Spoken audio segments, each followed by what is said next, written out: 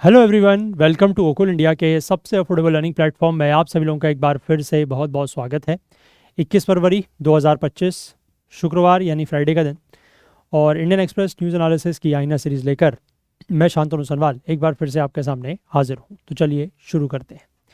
तो आज की न्यूज़पेपर पर चलें उससे पहले मैं आप लोगों के सामने एक बार फिर से ये रिक्वेस्ट करना चाहता हूँ कि आप में से जो भी लोग इन सेशंस को देख रहे हैं, फॉलो कर रहे हैं और अगर आपको किसी भी तरीके की हेल्प या मदद मिल रही है या कुछ भी नया आप लोग अगर सीख रहे हैं तो प्लीज़ कुछ ना कुछ कंट्रीब्यूट करने की कोशिश ज़रूर करें सो दैट कि थोड़ा सा इसमें फाइनेंशियल हेल्प हमारी भी होगी और डेफिनेटली इसका जो लॉन्ग टर्म बेनिफिट है वो आप लोगों को ही मिलेगा कि ये जो सेशंस हैं वो इसी तरीके से यूट्यूब पर लंबे समय तक चलेंगे।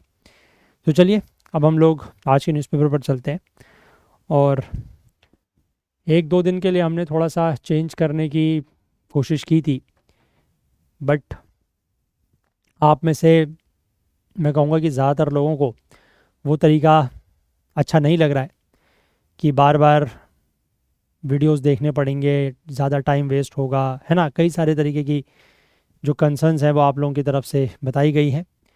तो इसलिए ठीक है, जो आप लोगों को पसंद है वैसा ही करते हैं। वापस से we are back on the old method कि सारे के सारे वीडियोस जो हैं वो मतलब सारे के सारे आर्टिकल जो हैं वो एक ही वीडियो में कवर किए जाएंगे एंड अब जितना भी टाइम उसमें लगेगा उसके हिसाब से, ठीक है। कम वीडियोस होंगे तो कम टाइम लगेगा, ज़्यादा होंगे तो मतलब कम आर्टिकल्स होंगे तो कम टाइम, ज़्यादा आर्टिकल्स होंगे तो ज़्यादा टाइम, ठीक है। चलिए, तो यहाँ पर अगर हम लोग बात करें फ्रंट पेज की तो फ्रंट पेज पे जो है वो खबर दी गई है सबसे पहले कि note for Ayushman Bharat CAG reports Gupta and team check in, ठीक है। बेसिकली दिल्ली में जो सरकार है, मतलब नई सरकार, तो 8 तारीख को ही वहाँ का इलेक्शन रिजल्ट आ गया था और बीजेपी की पार्टी वहाँ पर सबसे बड़ी पार्टी बन के उभरी थी। तो अब यहाँ पर जो है वो सरकार का गठन हो गया है। ये जो लेडी आप देख रहे हैं इनका नाम है रेखा गुप्ता। इनको जो है वो दिल्ली का नया मुख्यमंत्री जो है वो बनाया गया है और इन्होंने कल शपथ वगैरह भी सब कुछ हो चुकी है, ठीक है। तो this is all about this. यहाँ पर ऐसा और कोई खास न्यूज़ नहीं है और बीच के पेजेस में भी ऐसा कोई खास न्यूज़ नहीं है। मैं आपको सीधे जो है वो ले चलता हूँ एक्सप्लेन्ड वाले पेज पर, ठीक है। एक्सप्लेन वाले पेज पर हम लोग 2 आर्टिकल्स देखेंगे। आइडियाज़ एडिटोरियल पेज में कोई ऐसी खास न्यूज़ नहीं है। यहाँ पर भी हमें सिर्फ 2 ही आर्टिकल्स देखने हैं। एक है remission without application, what Supreme Court held and why, ठीक है। तो ये बात करेंगे रेमिशन विदाउट एप्लीकेशन की और सुप्रीम कोर्ट ने इस बारे में क्या कहा है। और एक कॉन्स्टिट्यूशन का हम लोग आर्टिकल डिस्कस करेंगे, दैट इज़ आर्टिकल 1014 यानी कि 101 का क्लॉज 4 जो है वो बात करेंगे, ठीक है। आई होप क्लियर है बात। और एक छोटी सी न्यूज़ जो है मैं आपको यहाँ पर दिखाता हूँ, दैट इज़ इन इकोनॉमी वाले पेज पर। हालांकि ये चीज़ें आपको पता होंगी बट फिर भी मैं आपको अगर बताऊँ तो it is about rights and invites, ठीक है। कि राइट्स एंड इनवाइट्स को लेकर यहाँ पर सेबी ने कुछ बात कही है। जो चीज़ है वो that is not important, but rights और इनवाइट्स क्या होते हैं ये आपको पता होने चाहिए। राइट्स का मतलब होता है रियल एस्टेट इन्वेस्टमेंट ट्रस्ट्स, ठीक है। और इनवाइट्स का मतलब होता है इंफ्रास्ट्रक्चर इन्वेस्टमेंट ट्रस्ट, ठीक है। तो राइट्स और इनवाइट्स ये 2 ऐसी चीज़ें हैं। राइट्स में क्या होता है कि जैसे एक तरीके से ये होता है ना, जैसे म्यूचुअल फंड्स होते हैं। म्यूचुअल फंड्स में क्या होता है कि जो पैसा आप लोगों से लिया जाता है, मतलब जैसे आप शेयर ट्रेडिंग अगर करते हैं, शेयर मार्केट में आप पैसा लगाते हैं, आप किसी एक पर्टिकुलर कंपनी के शेयर खरीदते हैं तो एक पर्टिकुलर कंपनी के ही आप शेयर खरीद लें। लेकिन जब अगर आप एक म्यूचुअल फंड खरीदते हैं तो म्यूचुअल फंड्स में क्या होता है कि आपने जो आपका मतलब जिस भी कंपनी का आपने म्यूचुअल फंड लिया है उसमें वो पैसा आपसे लिया और उन्होंने आपके पैसे को अलग अलग जो कंपनीज़ हैं उनके शेयर्स में लगाया, ठीक है। क्लियर है बात। लेट से मतलब इसको अगर मैं आपको एक लेमन टर्म्स में समझाऊं कि लेट से किसी कंपनी का लेट से कोई कंपनी है ए, ठीक है। इस कंपनी का जो शेयर है अगर उसके एक शेयर का प्राइस, लेट से इस कंपनी के एक शेयर का प्राइस है ₹1000 is the share price of 1 share of this company, ठीक है। लेकिन आप इस कंपनी में इन्वेस्ट करना चाहते हैं, you want to invest how much, you want to invest 200 let say आप इस कंपनी में 200 रुपये इन्वेस्ट करना चाहते हैं, तो कैसे करेंगे? अब आप इस कंपनी का कम से कम एक शेयर तो लेंगे अगर खरीदना है, लेकिन वो 1000 रुपये का है। तो आपको अगर 200 रुपये का शेयर लेना है तो क्या कर सकते हैं, आप 1/5 शेयर तो ले नहीं पाएंगे। ठीक है, तो इसलिए आप क्या करते हैं कि ये 200 रुपये अगर आपको इस कंपनी में लगाना है, तो आपका जो म्यूचुअल फंड मैनेजर होते हैं, आप उनके थ्रू ये 200 रुपये दे के इस कंपनी में लगवा सकते हैं। क्योंकि वो क्या करेगा, वो म्यूचुअल फंड मैनेजर क्या करेगा आपका कि 200 रुपये आपसे लिए, और इसी तरीके से 200 रुपये उसने 4 लोगों से और लिया, और 1000 रुपये जैसे ही हुए तो उसने इस कंपनी का एक शेयर खरीद लिया। ठीक है, तो वो उसको मैनेज वो करेगा, लेकिन उसका जो बेनिफिट है, ठीक है, अगर ये 1000 रुपये के 1200 रुपये होते हैं तो उसका 1/5 जो है वो आपको भी मिलेगा और बाकी 4 लोगों को भी मिलेगा। और इस 1000 रुपये के अगर गिर के 800 रुपये होते हैं तो नुकसान आपका भी होगा और बाकी 4 लोगों का भी होगा। ठीक है, तो इसी तरीके से जो आपका पैसा पूल करके, मतलब अलग अलग इन्वेस्टर्स का पैसा पूल करके किसी एक जगह पर लगाया जाता है, या प्रॉफिटेबल फॉर्म्स में, प्रॉफिटेबल कंपनीज में लगाया जाता है, प्रॉफिटेबल प्रोजेक्ट्स में लगाया जाता है, उसी को कहा जाता है जैसे म्यूचुअल फंड्स काम करते हैं। तो उसी तरीके से ये राइट्स और इनवाइट्स हैं। अब ये राइट्स और इनवाइट्स बेसिकली क्या होते हैं, ये आपके इन्वेस्टमेंट ट्रस्ट्स हैं। ठीक है, ये बेसिकली क्या करते हैं, देखो राइट्स जो हैं they allow individuals to invest in a diversified portfolio of properties, कि अगर आप प्रॉपर्टीज़ में इन्वेस्ट करना चाहते हैं, ठीक है, बट प्रॉपर्टीज़ में इन्वेस्ट करने का मतलब ये नहीं कि आप कोई एक खुद की प्रॉपर्टी खरीदना चाहते हैं, तो आप राइट्स के थ्रू क्या कर सकते हैं, आप राइट्स के थ्रू ये कर सकते हैं कि डाइवर्सिफाइड पोर्टफोलियोज ऑफ प्रॉपर्टी, जैसे कि ऑफिस बिल्डिंग्स हो गई, ठीक है, अपार्टमेंट्स हो गए, शॉपिंग सेंटर्स, होटल्स, तो आप जो आपका ये राइट्स का जो ट्रस्ट होगा उसके पास ये सारी जो बिल्डिंग्स हैं या ये सारी जो प्रॉपर्टीज़ हैं ये लिस्टेड होंगी। तो आप इनमें से किसी के भी जो एक तरीके से आप कह सकते हैं जो शेयर्स हैं वो ले सकते हैं, वो खरीद सकते हैं। ठीक है, तो मतलब आप इस तरीके के अगर रियल एस्टेट प्रॉपर्टीज़ में या रियल एस्टेट सेक्टर में ऐसे इन्वेस्ट करना चाहते हैं, डाइवर्सिफाइड पोर्टफोलियो रखना चाहते हैं, तो you can do it through rights. ठीक है, और वहीं इसी का एक दूसरा होता है that is InvITs. InvITs basically क्या होता है, वो अलाउ करता है इंडिविजुअल को to invest in infrastructure projects. अगर आप इंफ्रास्ट्रक्चर प्रोजेक्ट्स में इन्वेस्ट करना चाहते हैं, लाइक रोड्स, ठीक है, सड़कों में कुछ कहीं पर सड़कें बन रही हैं, कहीं पर हाईवेज बन रहे हैं, पावर डिस्ट्रीब्यूशन नेटवर्क्स बन रहे हैं, टेलीकॉम टावर्स लग रहे हैं, आप उनमें इन्वेस्ट करना चाहते हैं। अब आप पूरा का पूरा टेलीकॉम टावर लगने के लिए खुद से तो इन्वेस्ट नहीं कर सकते, तो आप उसके कुछ मतलब वही जैसे शेयर्स वाली मैंने बात कही कि 1000 रुपये का शेयर है तो 200 रुपये का आप खरीदना चाहते हैं, तो उसी तरीके का आप अगर इन्वेस्टमेंट यहाँ पर भी करना चाहते हैं तो वो आप इंफ्रास्ट्रक्चर प्रोजेक्ट्स में कर सकते हैं थ्रू इनवाइट्स, और रियल एस्टेट सेक्टर या रियल एस्टेट प्रोजेक्ट्स में कर सकते हैं थ्रू राइट्स। ठीक है, ये वैसे हम लोगों ने इकोनॉमी के अपने कोर्स में कवर किया हुआ है राइट्स इनवाइट्स के बारे में। अगर आप लोगों ने किसी ने भी हमारा इकोनॉमी का कोर्स अगर देखा हो तो उसमें ये चीज़ें कवर की गई हैं। ठीक है, चलो, तो ये बात क्लियर हो गई यहाँ तक। ठीक है, तो ये वाला मैंने यहीं पर कवर कर लिया, this is about rights and rights. एक बार मैं आर्टिकल आप लोगों के साथ ये शेयर कर दूंगा, बट ऐसा बहुत ज़रूरी नहीं है, और I will share only this portion, क्योंकि इतना ही काम का है आप लोगों के लिए जानना कि राइट्स और इनवाइट्स क्या होता है। ठीक है, चलिए, तो बाकी फिर ये वाले जो 2 आर्टिकल हैं इनको हम लोग देखना शुरू करते हैं, है ना। जो ये एक्सप्लेन पेज के 2 आर्टिकल हैं इनको देखते हैं। तो the first article says रेमिशन without application. ठीक है, इसको लेकर सुप्रीम कोर्ट ने यहाँ पर क्या कहा है, देखो सुप्रीम कोर्ट ने ट्यूसडे के दिन राज्यों को ये डायरेक्ट किया है, राज्यों को ये निर्देश दिए हैं to consider the premature release of prisoners even if they themselves do not apply for remission beforehand. ठीक है, कि आप जो है वो मतलब राज्यों को ये कहा गया है कि जो प्रिजनर्स हैं, जो कैदी है, उनके प्रीमेच्योर रिलीज मतलब कि उनको जितने साल की सज़ा हुई है उससे पहले उनको छोड़ने के बारे में आप विचार करें। अगर वो कैदी जो है कोई रेमिशन के लिए कोई एप्लीकेशन नहीं भी लगाते हैं तब भी। ठीक है, अब इससे पहले इस मामले में सुप्रीम कोर्ट का 2 फैसले आए थे 2013 में। उसमें सुप्रीम कोर्ट ने अलग बात कही थी। उसमें सुप्रीम कोर्ट ने यह कहा था कि the states can not remit sentences suo motu. ठीक है, and that a prisoner must make an application, कि किसी भी व्यक्ति को या किसी भी कैदी को ये स्टेट्स जो है, राज्य जो है, उनका जो सेंटेंस है वो रेमिट नहीं कर सकते। सेंटेंस रेमिट करने का मतलब है कि अगर किसी व्यक्ति को 10 साल की सज़ा हुई है, उसको 5 साल या 7 साल के बाद छोड़ा जा रहा है, जेल से रिहा किया जा रहा है, तो वो जो उसका टेन्योर कम हुआ है that is known as remission. ठीक है, तो यहाँ पर सुप्रीम कोर्ट ने 2013 के अपने 2 केसेस में कहा था, वो 2 केसेस कौन से आगे डिस्कस करेंगे। 2 केसेस में सुप्रीम कोर्ट ने ये कहा था कि स्टेट्स जो हैं वो खुद से सेंटेंसेस को रेमिट नहीं कर सकते, मतलब सो मोटो रेमिशन नहीं कर सकते जब तक प्रिजनर जो है वो एप्लीकेशन फाइल नहीं करते। और प्रिजनर को अगर रेमिशन वो चाहता है प्रिजनर, तो उसको पहले एप्लीकेशन लगानी होगी। तो अभी ये बात सुप्रीम कोर्ट इस बात से बिल्कुल अलग बात कर रहा है।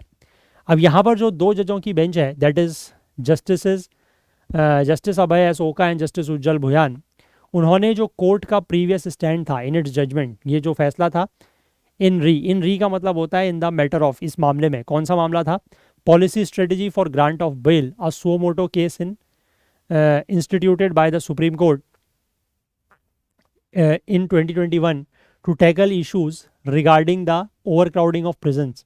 ठीक है, जो हमारे जेलों में, जो हमारे प्रिजन्स में बहुत ज़्यादा क्या है, भीड़ है, ओवरक्राउडिंग है, तो उसी को टैकल करने के लिए ये एक मामला था, है ना, जो उन्होंने पॉलिसी स्ट्रेटजी बनाई थी फॉर ग्रांट ऑफ बेल, तो उसमें ये बातें कही गई थी।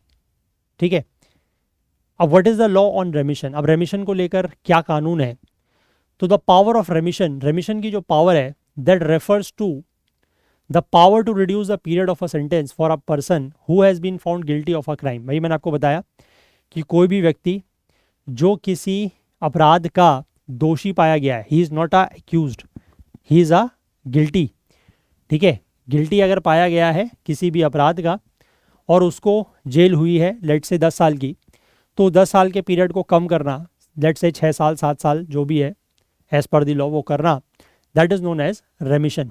ठीक है, अब जो BNSS है 2023 का, दैट इज़ भारतीय नागरिक सुरक्षा संहिता, उसके सेक्शन 473 में, और इससे पहले जो CRPC हुआ करता था 1973 का, that is code of criminal procedure, उसका सेक्शन 432 वो पावर देता है to the state governments the power to remit sentences at any time, कि राज्य सरकारों के पास ये पावर है कि वो सेंटेंसेस को रेमिट कर सकते हैं। आपको याद होगा इन सेक्शंस का जिक्र हमने तब भी किया था जब लास्ट ईयर जो बिल्किस बानो वाला मामला था।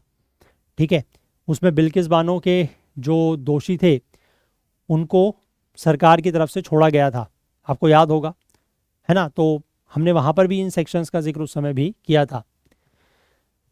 अब इसके बाद आगे लिखा है कि स्टेट्स में however impose various conditions that a convict must meet for her sentence to be remitted as well as conditions she has to further meet after remission। ठीक है, तो स्टेट जो है वो छोड़ सकती हैं, कभी भी रेमिट कर सकती हैं, ऐसी पावर उनको सेक्शन 432 ऑफ दी BNSS देता है। लेकिन राज्य जो है वो कई तरीके की, जो कन्विक्ट है उसके ऊपर कई तरीके की कंडीशंस इम्पोज कर सकते हैं, शर्तें लगा सकते हैं। ठीक है, और इस तरीके की शर्तें भी लगा सकते हैं जैसे कि मान लीजिए like periodically reporting to a police officer, कि आपको हम जेल से रिहा तो कर रहे हैं लेकिन आपको हर हफ्ते या हर 15 दिन में या हर महीने में एक बार पुलिस ऑफिसर को जो है वो रिपोर्ट करना होगा। ठीक है, और अगर वो ऐसा नहीं करते हैं, जो कंडीशंस मतलब उनको बताई गई हैं, अगर उन कंडीशंस को फुलफिल नहीं करते हैं तो उनका रेमिशन जो है वो कैंसिल किया जा सकता है और उनको दोबारा से विदाउट वारंट गिरफ्तार किया जा सकता है। मतलब ये एक तरीके की ऐसी रिहाई नहीं है कि जैसे मान लीजिए सज़ा काटने के बाद जब आदमी रिहा होता है तो वो तो एक तरीके से पूरी तरीके से दोष मुक्त हो गया, है ना, क्योंकि आपको एक कंसेप्ट पता होगा, यहाँ पर आप इस बात को ध्यान रखेंगे कि अगर उस व्यक्ति को दोबारा जो है, मान लीजिए किसी व्यक्ति को रेमिशन पे छोड़ा गया और उसके बाद उसने जो कंडीशंस दी गई हैं उसके लिए, मतलब जो नियम शर्तें उसके लिए बताई गई हैं, अगर वो उनको फॉलो नहीं कर रहा है और उस व्यक्ति को अगर दोबारा जो है वो विदाउट वारंट अरेस्ट कर लिया जाता है, तो आप यहाँ पर ये नहीं कह सकते कि this is a double jeopardy. Double jeopardy का मतलब आई होप आप समझते हैं कि एक व्यक्ति को एक अपराध के लिए 2 बार सज़ा नहीं हो सकती, तो ये वो चीज़ नहीं है। ठीक है, ये ध्यान रखिएगा कि अगर ऐसा होता है तो this is not the case of double jeopardy, तो ऐसा नहीं है कि डबल जियोपार्डी होगी। ठीक है, लेकिन ये वैसा भी नहीं है कि आदमी पूरी तरीके से, जैसे 10 साल की किसी को सज़ा हुई है किसी अपराध में, तो उसने 10 साल पूरे कर लिए और उसके बाद वो अब रिहा है, तो उसके ऊपर कोई कंडीशंस नहीं है, ऐसा भी नहीं है। ठीक है ना, समझ गए बात। फिर there are certain restrictions on home में बी ग्रांटेड रेमिशन। अब रेमिशन किसको दिया जा सकता है उसको लेकर भी कुछ रेस्ट्रिक्शंस हैं। हर तरीके के अपराधियों को या हर तरीके के दोषियों को, हर तरीके के अपराध के दोषियों को जो है वो रेमिशन नहीं दिया जाता। सेक्शन 475 ऑफ द बीएनएसएस या सीआरपीसी का जो सेक्शन 433A है वो ये कहता है कि that the convict serving a life sentence who have been found guilty of an offence punishable by death cannot be released until at least 14 years of serving the sentence। यानी कि ऐसे convicts जो आजीवन कारावास काट रहे हैं, लाइफ सेंटेंस काट रहे हैं, या फिर who have been found guilty of an offence punishable by death, या फिर जिनको मौत की सजा हुई है, ठीक है, जिनको ऐसे ऑफेंस के लिए गिल्टी पाए गए हैं which is punishable bye death, मतलब उनको फांसी की सजा दी गई है, उनको तब तक जो है वो उनका जो सेंटेंस है वो रेमिट नहीं किया जा सकता जब तक वो कम से कम 14 साल जो है वो जेल में नहीं बिता लेते। At least 14 years have to be, उनको अपना जो सेंटेंस है वो सर्व करना होगा, मतलब जेल में रहना होगा, ठीक है। To be sure the power of remission with president and the governor to remit sentences under to be sure the power of remission with the states is separate from the power of the president and the governor to remit sentences under article 72 and article 171 of the constitution respectively। ये भी आपको point ध्यान रखना है कि जो ये राज्यों के पास पावर है रेमिशन की, ठीक है, ये कहाँ से आती है, इस बात को आप ध्यान रखिएगा। ये बड़ा मैं एक मतलब एक ऐसा सेंटेंस बोलने जा रहा हूँ जिसको आप बहुत फोकस करिएगा। The right of remission of states, ठीक है, the right of remission of states is a statutory power, वो एक स्टैट्यूटरी पावर है, ठीक है, क्योंकि वो एक स्टैट्यूट से आ रही है। स्टैट्यूट मतलब एक लॉ से आ रही है, कानून से आ रही है। जैसे मैंने आपको बताया ना कि पावर राज्यों को कहाँ से मिलती है, जो ये बताया ना मैंने आपको सेक्शन कौन सा 432 सॉरी 473, 432 तो वो सीआरपीसी का था, 473 ऑफ बीएनएसएस। और बीएनएसएस क्या है, भारतीय नागरिक सुरक्षा संहिता क्या है, एक लॉ है, इसका बिल आया था, इसको पास कराया गया, ये लॉ है, कानून है, और राज्यों को पावर यहीं से मिलती है। तो the remission power of states is a statutory power, whereas the remission power of a governor और president is a constitutional power. वो कॉन्स्टिट्यूशनल पावर है क्योंकि वो संविधान के अनुच्छेद 72, प्रेसिडेंट की बात करें तो संविधान के अनुच्छेद 72 या आर्टिकल 72 में, और गवर्नर की अगर हम बात करें, मतलब स्टेट्स के केस में गवर्नर की अगर बात करें तो आर्टिकल 161 या अनुच्छेद 161 में दी गई हैं। तो these are your constitutional powers, whereas the remission power of states is a statutory power. ये ध्यान रखना, स्टेटमेंट इंपॉर्टेंट हो सकता है, ठीक है, पूछा जा सकता है क्वेश्चन। चलो, तो इसलिए कंफ्यूज नहीं होना, सिर्फ इतना स्टेटमेंट अगर दिया जाए तो, है ना। चलो आगे देखें, what did the SC rule. अब यहाँ पर सुप्रीम कोर्ट का क्या कहना है। The BNSS and the CrPC mentioned that the remission process starts whenever an application is made to the appropriate government।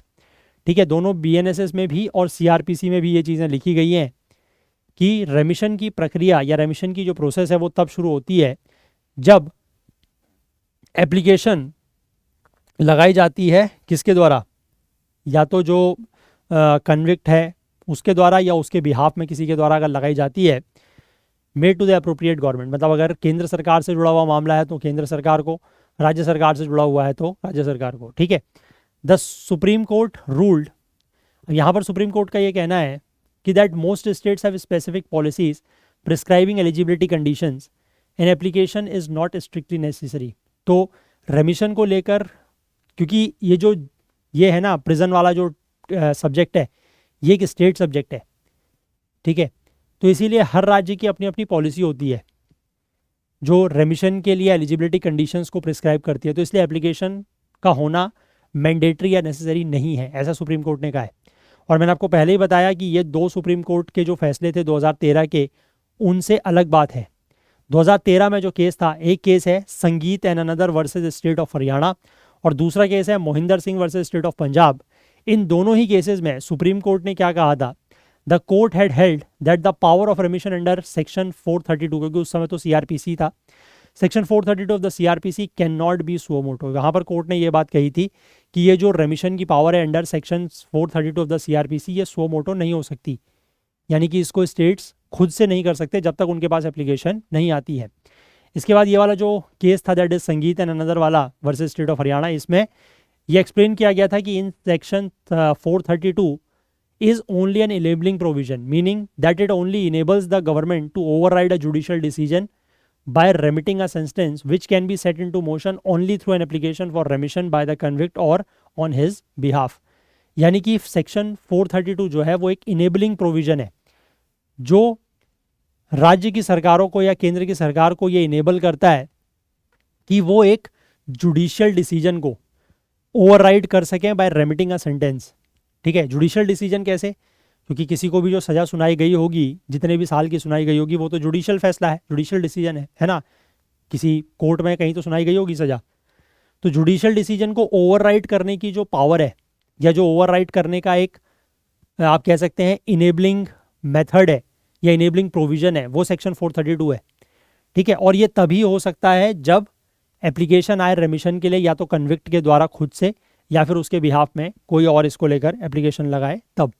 ठीक है, लेकिन यहाँ पर अब कोर्ट का ये कहना है कि prison manuals in several states require the prison superintendent to initiate the proceedings for the grant of remission. कि कई सारे राज्यों के जो जेल मैनुअल्स हैं, जो प्रिजन मैनुअल्स हैं, मतलब जो प्रिजन के बेसिकली जिसमें रूल्स एंड रेगुलेशंस लिखे होते हैं, उनमें यह है कि जो प्रिजन सुपरिटेंडेंट है वो रेमिशन, ग्रांट ऑफ रेमिशन की प्रोसेस को मतलब उसकी प्रोसीडिंग्स को शुरू करते हैं। फर्दर जो कोर्ट का ये कहना है, in Sangeet and Mohinder Singh did not consider a scenario where a policy was framed by the appropriate government for grant of premature release और ग्रांट ऑफ रेमिशन। ठीक है, तो यहाँ पर इनका सुप्रीम कोर्ट ने अब ये कहा है कि ये जो दो केस थे, संगीत वाला और मोहिंदर वाला, इसमें ऐसा सिनेरियो या ऐसी स्थिति को कंसिडर नहीं किया गया है जहाँ पर अप्रोप्रिएट गवर्नमेंट के द्वारा कोई पॉलिसी बनाई गई हो प्रीमेच्योर रिलीज या रेमिशन के लिए। ठीक है, तो one of the reasons the court in Sangeet had laid down the requirement for an application was that it eliminates the discretionary और en masse release of convicts on festive occasions. तो एक reason या एक वजह जिसकी वजह से ये संगीत वाले केस में ये रिक्वायरमेंट ऑफ एप्लीकेशन लगाई गई थी कि एप्लीकेशन जो है वो लगाई जाएगी तभी जाके रेमिशन होगा, वो इसलिए थी ताकि जो ये डिस्क्रिशनरी रिलीज़ हैं कन्विक्ट्स के, ठीक है, या एनमास रिलीज़ हैं कन्विक्ट्स के। एनमास मतलब एक साथ बहुत सारों को रिलीज़ कर दिया गया, जैसे फेस्टिव ओकेजन्स वगैरह पर जनरली ऐसा होता है। ठीक है, जनरली लगभग हर साल 15 अगस्त के दिन, हमारे स्वतंत्रता दिवस के दिन, कई सारे कैदियों को जो है वो रिहा किया जाता है ना, रेमिट किया जाता है। ऐसा केंद्र सरकार की तरफ से ये फैसला आता है। जो बिल्किस बानो वाले थे वो भी आई थिंक लास्ट ईयर 2023 में उनको भी अनाउंस किया गया था, उसी दिन 15 अगस्त के दिन ही, उसी दिन उनको रेमिट किया गया था। ठीक है, तो ये इस चीज़ को रोकने के लिए था कि इस तरीके से जो डिस्क्रिशनरी या एनमास रिलीज है कन्विक्ट्स का वो ना हो, इसलिए कोर्ट ने उस समय बात की थी about the requirement of application की। But when there is a remission policy in place that provides a specific eligibility criteria, problem will arise if states do not exercise discretion. The bench held on Tuesday saying that states have an obligation to consider cases of every eligible convict. तो यहाँ पर अब court का कहना है कि जब हर राज्य में या कई सारे राज्यों में इस तरीके की रेमिशन पॉलिसी है ना, जो कि जिसमें स्पेसिफिक एलिजिबिलिटी क्राइटेरिया दिया गया है कि किस किस को रेमिशन दिया जा सकता है, अगर ऐसा है उसके बावजूद भी अगर रेमिशन नहीं दिया जा रहा है तो प्रॉब्लम तब खड़ी होगी अगर राज्य जो है वो अपना डिस्क्रिशन एक्सरसाइज नहीं करते हैं। और राज्यों का ये ऑब्लिगेशन है या ये जिम्मेदारी है कि वो हर एलिजिबल कन्विक्ट के केसेस को कंसिडर करें, विचार करें। और ऐसा अगर नहीं होता है तो would be discriminatory and arbitrary. और अगर ऐसा नहीं होता है तो ये डिस्क्रिमिनेशन होगा, ये मनमाना तरीका हो जाएगा, मनमानापन हो जाएगा, आर्बिट्ररीनेस हो जाएगी। And right to equality under article 14 of the constitution के अंतर्गत जो हमारा राइट टू इक्वलिटी है, जो समानता का अधिकार है, ये उसका वायलेशन हो जाएगा। ठीक है, ऐसा यहाँ पर कोर्ट का साफ साफ कहना है। What other directions did the court issue, बाकी चीज़ें कोर्ट ने और क्या कही हैं। कोर्ट ने ये कहा है हर राज्य के लिए कि आप एक एग्जॉस्टिव पॉलिसी बनाएं रेमिशन के लिए 2 महीने के अंतर्गत। अगर अभी तक आपके पास ऐसी कोई पॉलिसी आपके राज्य में नहीं है तो 2 महीने के अंदर अंदर उसको बना लीजिए। और साथ ही साथ इन्होंने कुछ गाइडलाइंस भी बनाई हैं to build up the decision in Mafabhai Motibhai Sagar versus state of Gujarat. एक केस है 2024 का, Mafabhai Motibhai Sagar versus state of Gujarat, उसके जो फैसले थे, ठीक है, उसी के ऊपर आधारित इन्होंने कुछ गाइडलाइंस भी यहाँ पर इशू की हैं। इस केस में सुप्रीम कोर्ट ने ये कहा था कि जो एलिजिबिलिटी कंडीशंस है वो रीजनेबल होनी चाहिए। The apex court held that the condition must, कि कंडीशंस कैसी होनी चाहिए, जो एलिजिबिलिटी कंडीशंस हैं रेमिशन देने की, वो कैसी होनी चाहिए। That must account for various factors, ठीक है, उसमें कई सारे फैक्टर्स का ध्यान रखा होना चाहिए, जैसे कि मोटिव ऑफ द क्राइम, कि किसी व्यक्ति ने जो अपराध किया है उसके पीछे उसकी क्या मोटिव थी, क्या मंशा थी, उस व्यक्ति का क्या क्रिमिनल बैकग्राउंड है, और पब्लिक सेफ्टी का ध्यान में रख के ही कंडीशंस होनी चाहिए। Then aim to ensure the criminal is rehabilitated, criminal का रिहेबिलिटेशन हो, और जो उसकी क्रिमिनल टेंडेंसी है उस पर भी चेक रखा जाए कि क्या उसकी क्रिमिनल टेंडेंसी जो है वो कम हो रही है या नहीं हो रही है, ठीक है। Cannot be so oppressive and stringent that the convict cannot take advantage of the remission, ठीक है। इसकी जो ये कंडीशंस हैं वो इतनी ज़्यादा स्ट्रिक्ट और इतनी ज़्यादा ऑपरेसिव मतलब अत्याचारी वो भी नहीं होनी चाहिए, ताकि कन्विक्ट जो है वो रेमिशन का फ़ायदा ही ना ले पाए, ठीक है। Be capable of being performed, ऐसी कंडीशंस होनी चाहिए कि जिनको परफॉर्म किया जा सकता है। अब ये माफा भाई वाले केस में कोर्ट ने ये भी क्लैरिफाई किया था कि remission cannot be cancelled in every case where conditions are breached, ठीक है, कि हर केस में अगर इन कंडीशंस को, ये कंडीशंस कहीं ब्रीच हो रही हैं तो ऐसा नहीं कि आप हर कंडीशंस में रेमिशन को कैंसिल कर देंगे, ठीक है। माइनर और a trifling breach cannot be the ground to cancel remission, ठीक है। अगर कोई बहुत छोटा सा किसी कंडीशन का ब्रीच होता है तो वो आधार नहीं बन सकता रेमिशन कैंसिल करने के लिए। रिलाइंग ऑन दिस जजमेंट, इसी जजमेंट के ऊपर रिलाई करते हुए जो दो जजों की बेंच थी, जस्टिस अभय अशोका और उज्जवल भुयान, इनका ये कहना है कि that a notice must be sent to the convict containing reasons for cancellation of remission, ठीक है, कि रेमिशन अगर कैंसिल किया जा रहा है उसका, तो उसको लेकर रीज़न, क्या रीज़न है, किस कारण की वजह से किया जा रहा है, वो कन्विक्ट को एक लेटर या एक नोटिस जो है वो दिया जाना चाहिए, और कन्विक्ट को भी अलाउ करना चाहिए कि वो अपना जो है वो must be allowed to file a reply, कि उसको रिप्लाई फाइल करने का, अपना जवाब देने का एक मौका दिया जाना चाहिए before the state makes it's final decision, मतलब अब स्टेट जो है वो अपना फाइनल डिसीजन ले उससे पहले उसको नोटिस दिया जाए कि आपकी रेमिशन कैंसिल क्यों की जा रही है, फिर उसको समय दिया जाए कन्विक्ट को कि वो अपना उस पर रिप्लाई दे, और उसके बाद ही उस पर फाइनल फैसला लिया जाए। तो यहाँ पर बेसिकली ये वाला केस हो गया माफा भाई Motibhai Sagar versus state of Gujarat, ये केस बेसिकली किससे रिलेटेड हो गया आपका, कि जो रेमिशन में कंडीशंस होती हैं, ठीक है, या फिर आप कह सकते हैं जो कैंसिलेशन ऑफ रेमिशंस है उसको लेकर, ठीक है। चलिए, हालांकि इतना ज़्यादा डिटेल में तो वैसे नहीं पूछता है, बट फिर भी थोड़ा सा आपको ध्यान रखना चाहिए। अच्छा, यहाँ पर जो हमारे प्रिजन्स की स्थिति है वो बताई गई है कि इंडिया में प्रिजन्स की जो कैपेसिटी है, मतलब जेलों में कितने लोग रह सकते हैं, कुल मिला के 4,36,266, 4,36,266 पीपल या 266 कन्विक्ट्स या प्रिजनर्स रह सकते हैं। सब भी तो खैर कन्विक्ट्स नहीं होते, लेकिन इनमेट्स की अगर हम बात करें तो वहाँ पर अभी 5,73,230 लोग, 220 लोग रह रहे हैं, यानी कि जो ऑक्यूपेंसी रेट है वो 131% है, कैपेसिटी से 31% ज़्यादा।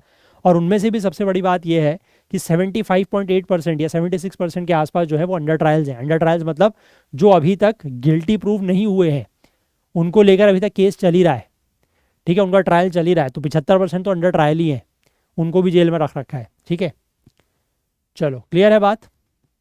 अच्छा आर्टिकल था, ध्यान रखिएगा, जो मैंने आपको यहाँ पर स्टैट्यूटरी और ये कॉन्स्टिट्यूशनल पावर बताई है वो याद रखिएगा, और बाकी भी प्रोविजंस को ध्यान रखेंगे, ठीक है ना। क्वेश्चन यहाँ से डेफिनेटली प्रीलिम्स में पूछा जा सकता है।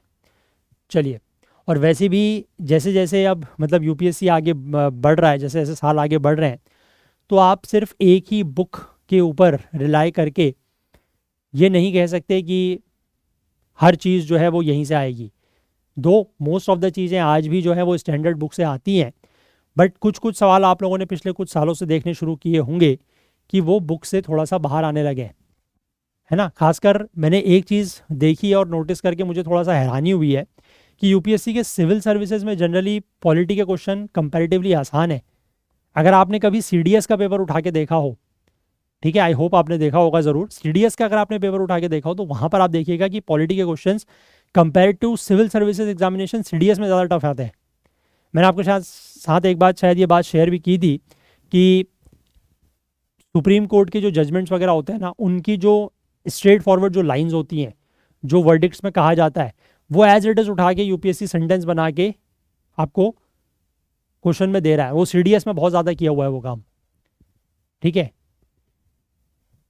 तो इसीलिए मैं जनरली जब भी कोई इस तरीके की कोर्ट के कोई भी फैसले या कोई भी हेयरिंग होती है तो उससे रिलेटेड चीज़ें मैं आपको थोड़ा सा डिटेल में इसीलिए कवर करवाता हूँ, क्योंकि अगर यूपीएससी ने यही ट्रेंड जो वो सीडीएस में फॉलो करता आ रहा है पिछले कुछ सालों से, अगर यही सिविल सर्विसेज में भी करना शुरू कर दिया तो फिर इस तरीके के आर्टिकल्स में से जो भी बात कही गई है वो इम्पोर्टेंट बन जाएगी। ठीक है, चलिए नेक्स्ट आर्टिकल देख लेते हैं। आर्टिकल 101 क्लॉज 4 की बात कर रहे हैं।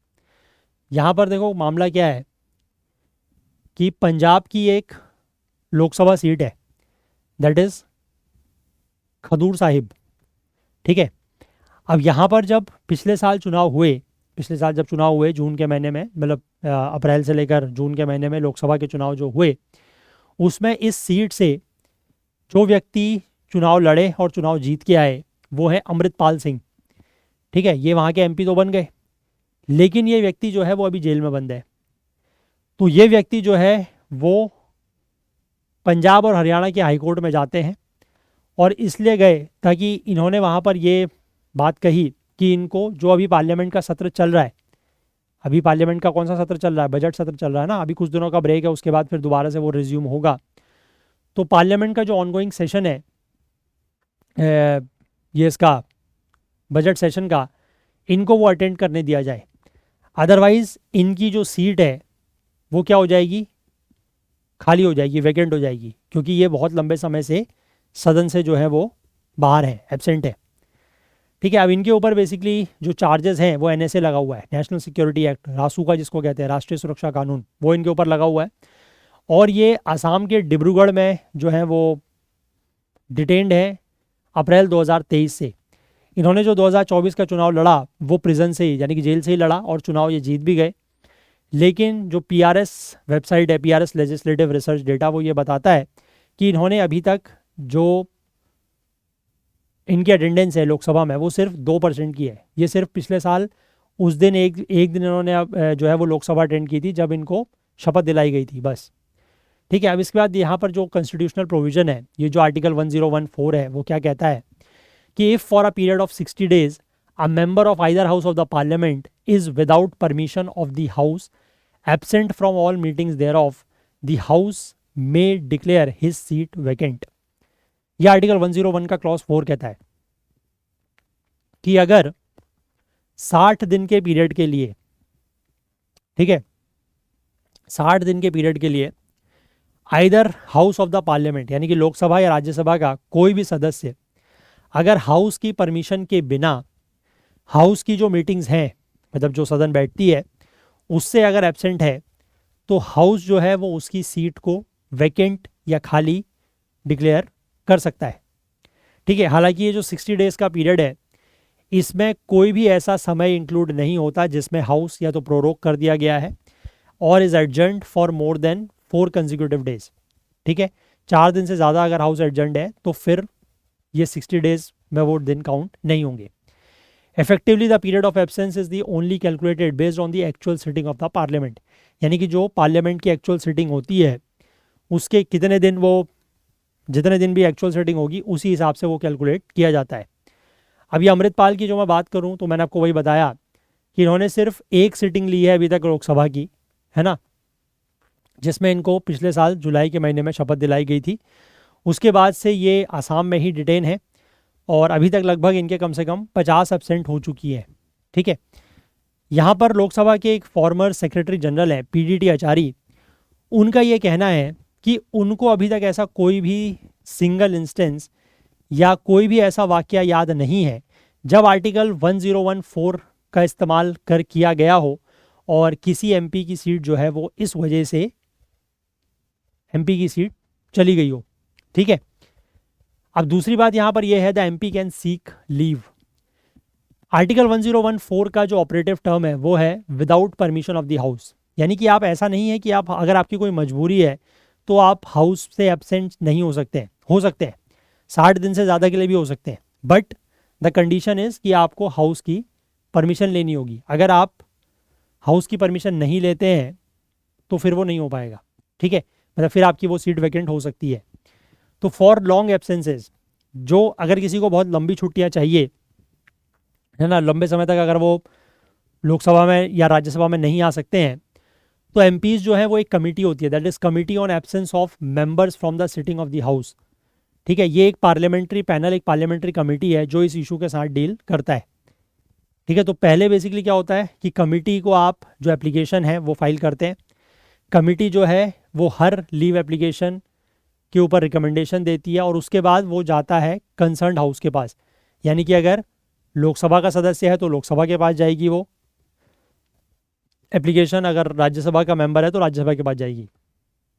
और हालांकि जो in practice applications are seldom rejected, application जो है वो बहुत कम ऐसा होता है कि रिजेक्ट होती है।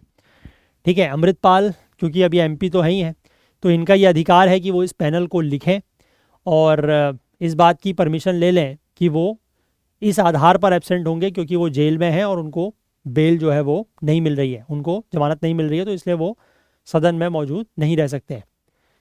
तो past leave application reports list illness. ठीक है, जनरली क्या होता है कि जो भी एप्लीकेशन रिपोर्ट्स लगाई जाती हैं उनमें बीमारी एक मुख्य कारण होती है। या तो जो सांसद हैं वो अपनी बीमारी का हवाला देते हैं अगर उनको कोई गंभीर बीमारी है तो, या फिर किसी अपने रिलेटिव के बीमारी का उसमें मेंशन होता है। ये मोस्ट कॉमन रीज़न है एमपीज़ का लीव लेने के लिए। MPs have requested and been granted leave on the count of being imprisoned as well. लेकिन ऐसा भी हुआ है कि अगर कोई एमपी जेल में है तो उनको भी लीव ग्रांट की गई है। 2023 का ही मामला है, घोसी के, यूपी के घोसी के एक सांसद हैं, that is Atul Rai of Bahujan Samaj Party. इन्होंने परमिशन ली थी कि ये 23 consecutive sittings of the parliament से, यानी कि 23 लगातार जो सिटिंग है उससे ये एब्सेंट रहेंगे क्योंकि ये जेल में है, और इनकी एप्लीकेशन जो है वो ग्रांट कर दी गई थी। तो even if an MP is absent for more than 60 days the house has to declare the seat vacant. ठीक है, पॉइंट ये है कि अगर कोई व्यक्ति, कोई सांसद अगर 60 दिन से ज़्यादा एब्सेंट भी है तो उसकी सीट अपने आप वैकेंट नहीं होती है। ठीक है, यहाँ पर मैंने जो आपको 1014 की जो लैंग्वेज बताई है उसमें बड़ा इंपॉर्टेंट है, ध्यान रखिएगा कि for a period of 60 days a member of either house of the parliament is without permission of the house absent from the meeting of the house there of the house may declare his seat vacant. ठीक है, ऐसा नहीं लिखा हुआ है कि अगर वो 60 दिन से ज़्यादा एब्सेंट होता है तो उसकी सीट अपने आप वैकेंट हो जाएगी, अपने आप वैकेंट नहीं होगी। ठीक है, क्लियर है? The seat will not gate vacant on his own, house को वो सीट डिक्लेयर करनी पड़ेगी वैकेंट। इसका मतलब ये है कि the matter has to be put to vote, यानी कि इस मामले में वोटिंग करवानी होगी। तो इसीलिए ये और भी कम इस बात की चांसेस हो जाती हैं कि अगर ये अपनी जो प्रोसीडिंग्स हैं वो अटेंड उनको नहीं भी कर पाते हैं और अगर कोई एप्लीकेशन वगैरह लेके इनको लीव ग्रांट नहीं भी होती है तो तब भी इस बात के चांसेस बहुत कम है कि इनकी सीट जाएगी। ठीक है, क्योंकि वोटिंग वगैरह इतनी आसानी से वहाँ पर होती नहीं है ऐसे मामलों में, तो इस बात के चांसेस कम है। बट ये प्रोविज़न आपको पता होना चाहिए 1014 का। ठीक है, चलिए, तो इसको भी आप लोग पॉलिटी में ही लेंगे, related to the article, parliament से रिलेटेड है।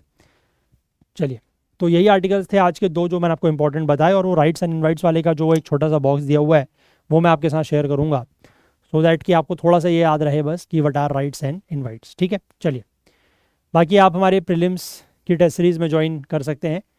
ठीक है, अलग अलग तरीके की टेस्ट सीरीज़ हमारे पास अवेलेबल है, इनमें से जिसमें भी आप चाहें यू कैन एनरोल। और सी सेट की अगर आप क्लासेस में हमें इससे ज्वाइन करना चाहते हैं तो ओनली 999 में अवेलेबल है, नीचे डिस्क्रिप्शन में लिंक है, वहाँ से जाके आप एनरोल कर सकते हैं। आप हमारे ऐप को प्ले स्टोर से ज़रूर डाउनलोड करें। प्ले स्टोर से ऐप डाउनलोड करने से आपको जो वीडियोज़ हैं, अगर आपने किसी भी हमारे वीडियो कोर्स में एनरोल किया हुआ है तो आप उनको डाउनलोड करके ऑफलाइन भी ऐप के थ्रू देख सकते हैं।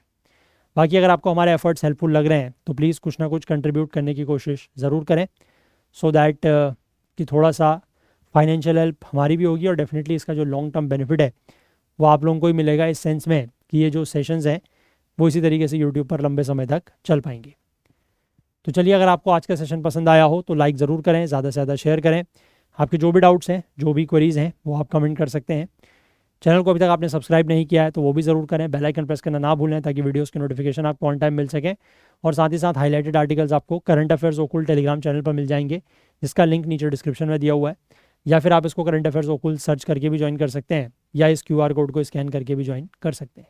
तो चलिए, आज के लिए इतना ही रखते हैं, बाकी कल को फिर से मिलेंगे इंडियन एक्सप्रेस न्यूज़ एनालिसिस की आईना सीरीज़ के साथ। तब तक के लिए अपना बहुत बहुत ध्यान रखें। Please do take care of yourself. Thank you, have a nice day, bye bye.